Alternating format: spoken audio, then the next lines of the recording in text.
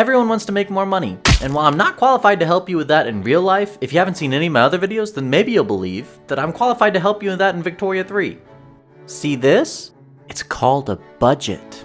Feel free to ignore that in real life, but in the game it's a very important thing to take note of. In your budget tab you can choose how lenient or aggressive your taxing policy is. But don't get too greedy and just focus on more green. Very high taxes will lower the legitimacy of your government as well as make it more difficult for the lower strata to afford their basic necessities, while very low taxes have the exact opposite effect. One more step that you can take to affect your base tax rate is looking into your tax laws. Most tags at the start of the game have land-based taxation enabled, but per capita taxation is usually a feasible bit of legislation that you can push through to increase your tax revenue.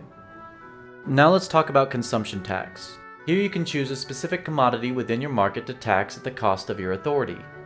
Keep in mind that while you can see grain is the most lucrative commodity for me to tax, it's not the most efficient use of my authority, and also it's a very important resource that I'm making more expensive for the lower strata. So it might be ideal to steer yourself towards luxury goods to tax because your upper strata can afford that extra cost.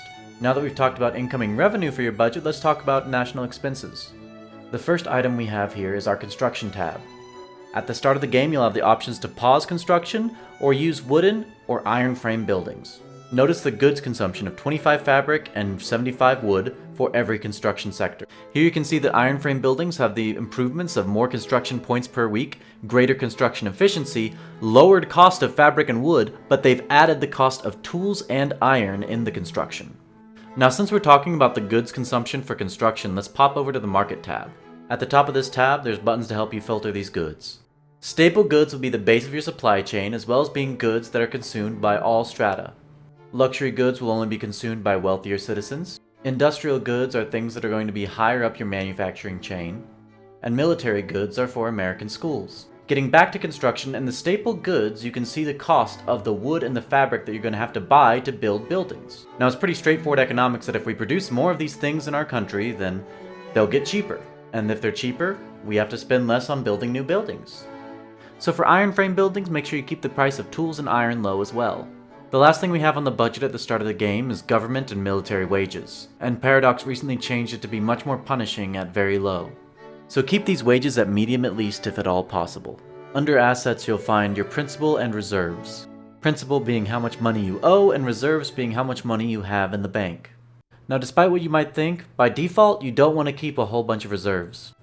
As a default, you should aim for actual balance in your budget, not going deep into debt, adding to your principal, or adding massive amounts of reserves, money in the bank that's not doing anything for you.